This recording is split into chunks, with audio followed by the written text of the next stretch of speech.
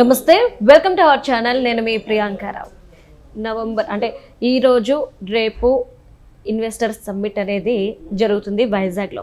దీనికి సంబంధించి చాలా ఘనంగా ఏర్పాట్లు అయితే చేశారు. ఇక్కడికి సెంట్రల్ గవర్నమెంట్కి సంబంధించిన సెంట్రల్ మినిస్టర్స్ స్పెషల్ గెస్ట్గా రావడం, తర్వాత 200 మంది సీఈఓలు రావడం, ఇలా భారీ ఎత్తుగానే ప్లాన్ చేశారు.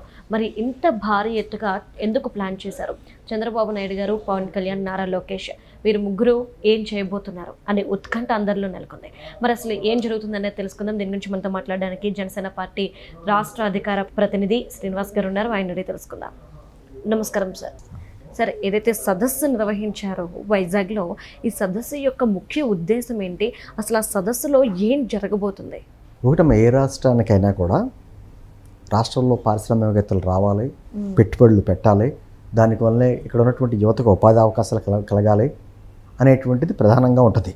ఎందుకంటే ఏ ప్రభుత్వం అయినా కూడా ప్రభుత్వ ఉద్యోగాలు కొంతవరకు ఇవ్వగలదు, ఉన్న ఉద్యోగాల్లో భర్తీలు చేయగలదు. కొత్తగా ప్రభుత్వ ఉద్యోగాలు ఏ ప్రభుత్వం ఇవ్వదు అంతే. కానీ మరి యువత అందరికీ ఉపాధి అవకాశాలు కలిగించాలంటే ఏం చేయాలి? పెట్టుబడిదారులు రావాలి, ఇక్కడ పెట్టుబడులు పెట్టాలి, వాళ్ళ ఉపాధి అవకాశాలు మన యువతకి ఇవ్వాలి. దాంతో స్టేట్ డెవలప్మెంట్ అంటే అది డెవలప్మెంట్ అంటే మనకి గత 5 సంవత్సరాలు ఏమైపోయిందమ్మా, మన రాష్ట్రంలో ఎవరైనా పెట్టుబడి పెడతాకి వస్తే అన్ని రకాలుగా బెదిరించాలి, అన్ని రకాలుగా బెదిరించారు. అంటే మన ఆంధ్రప్రదేశ్లో పెట్టుబడి పెడితే మన పెట్టుబడికి లాభం పక్కన పెట్టి ఉన్న పెట్టుబడిలోనే సగం ఎత్తిపోయేలా ఉన్నారు అనేటువంటి పరిస్థితి వచ్చి పారిశ్రామికవేత్తలందరూ పారిపోయారు. మన కియా మోటార్స్ పెద్ద ఉదాహరణ. వాళ్ళని కూడా ఎంత బెదిరించారో మనం చూసాం. గతంలో 2014-19 మధ్య కాలంలో మనకు వైజాగ్లో ఇండస్ట్రీస్ సమ్మిట్ జరిగింది. ఎప్పుడైనా సరే ఏంటంటే ఇండస్ట్రీస్ సమ్మిట్ జరిగితే కొన్ని ఎంఓఏలు చేసుకుంటారు, కానీ అన్ని ల్యాండ్ అవ్వవు. దాంట్లో కొంతమంది వస్తారో చూస్తారో, వాళ్ళకి నచ్చిన వాళ్ళు మాత్రం పెట్టుకుంటారు. ఎంఓఏలు చేసిన అన్నీ కూడా పరిశ్రమలు పెట్టాలని లేదు అక్కడ. కానీ ఈసారి ఏం చేశారు చంద్రబాబు నాయుడు గారు, ఖచ్చితంగా ఎన్ని ఎంఓఏలు జరిగితే మ్యాక్సిమం అన్నీ కూడా ఇక్కడ పరిశ్రమలు పెట్టేటటువంటి ఒక కొత్త ఇండస్ట్రీస్ పాలసీ తీసుకుని వచ్చి ఎంతమందికి ఉపాధి అవకాశాలు మీరు ఇస్తే మీకు అంత ఎక్కువ రాయితీలు ఇస్తాం అనేటువంటి లింక్ పెట్టి పారిశ్రామికవేత్తలను ఆహ్వానించడం.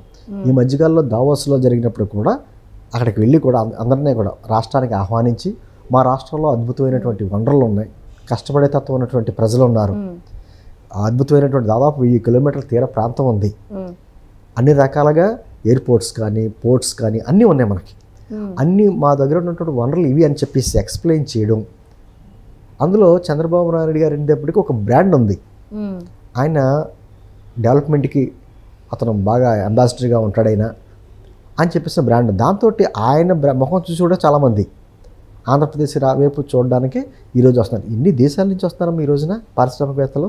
ఈ రోజున దాదాపు 410 ఎంఓయూలు జరగబోతున్నట్టు, దాదాపు 9,76,70,000 కోట్లు పెట్టుబడులతోటి, దానివల్ల ఉద్యోగ అవకాశాలు 7.5 లక్షల ఉద్యోగ అవకాశాలు. సాధ్యమా? గతంలో ఎప్పుడైనా ఊహించామా ఆంధ్రప్రదేశ్కి ఇంతమంది వస్తారో, పెట్టుబడులు పెట్టబోతున్నారు అని చెప్పేసి అని?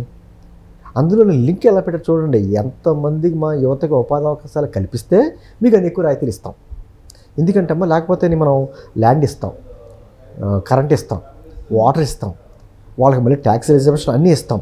అన్నీ ఇచ్చిన తర్వాత వాళ్ళు ఏదో మిషనరీ తయారు చేసుకుని ఆ విదేశాల నుంచి వాళ్ళ మనుషులు తెప్పించుకుని ఇక్కడి నుంచి ఎక్స్పోర్ట్ చేసేసుకున్నారు అనుకో, మన వాళ్ళకి ఉపాధి అవకాశాలు ఏమి ఉండవు. ట్యాక్స్ డబ్బులు వస్తాయి, ఏమైనా వస్తాయి. అది కాదు మనకి అత్యంత ప్రమాదం. నేను పదే చెప్తానమ్మా ఇటువంటి విషయాల్లోనే.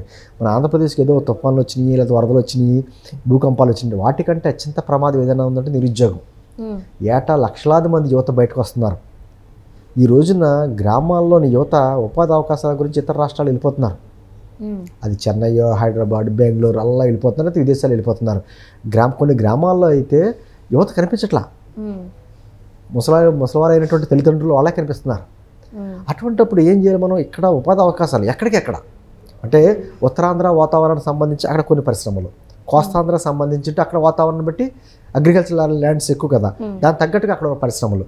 రాయలసీమలో వాటర్ తక్కువగా ఉంటుంది, ల్యాండ్ ఎక్కువ ఉంటుంది అక్కడ అవైలబిలిటీ, దానికి తగ్గట్టుగా ఎలక్ట్రానిక్స్ లాంటి పరిశ్రమలు.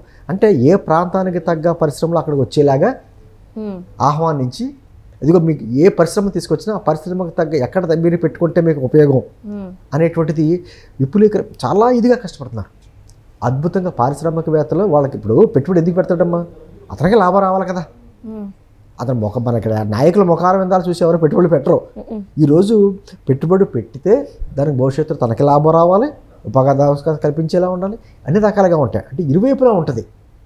దాంతో మనకు అనేటువంటి ఇప్పుడు కొత్తగా టెక్నాలజీ పెరుగుతుంది. ఇప్పుడు క్వాంటి వాల్యూ వస్తుందని చెప్పేసి అని అంటున్నారు.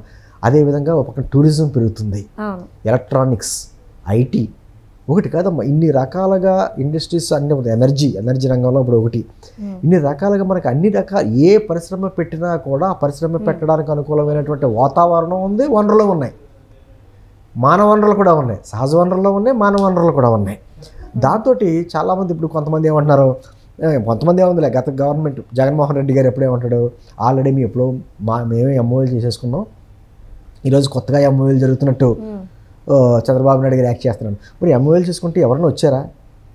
ఇప్పుడు పారిశ్రామికవేత్త ఎంఓఏ చేసుకున్న మరి రెండుసారి ఎంఓఏ చేసుకుంటాడా? ఇమీడియట్గా మీరు ఆ రోజున మీరు ఇచ్చిండుంటే ల్యాండ్ కానీ అన్నీ కానీ ఇచ్చింటే పెట్టుదల కదా ఆ రోజున, మరి ఎందుకు ఒకటి స్టార్ట్ చేయలేదు? అంటే కేవలం క్రెడిట్ చోరీ అంటారు. అతనే మళ్ళీ తిరిగి అంటాడు దొంగ అన్నట్టుగా క్రెడిట్ చోరీ చేసేది అతను. ఇప్పుడు ఆ రోజున ప్రజావేదిక కూల్చివేత కాడి నుంచి ఏదన్నా కన్స్ట్రక్షన్ జరిగిందా అన్ని డిస్ట్రక్షనే. అటువంటి వ్యక్తులు వచ్చి ఈరోజు వచ్చి పారిశ్రామికవేత్తలు మా గురించి వస్తున్నారు అని దావోస్ వెళ్ళారు అప్పట్లో జగన్మోహన్ రెడ్డి అంటే టీం, గుడివాడ అమర్నాథ్ కానీ ఇండస్ట్రీస్ మినిస్టర్లు అందరూ కూడా వీళ్ళందరూ ఒకే డ్రెస్ వేసుకుని ఏదో బ్యాండ్ మేళం కింద వెళ్ళారు. అక్కడికి వెళ్ళి ఎవరిని కలిసారమ్మా?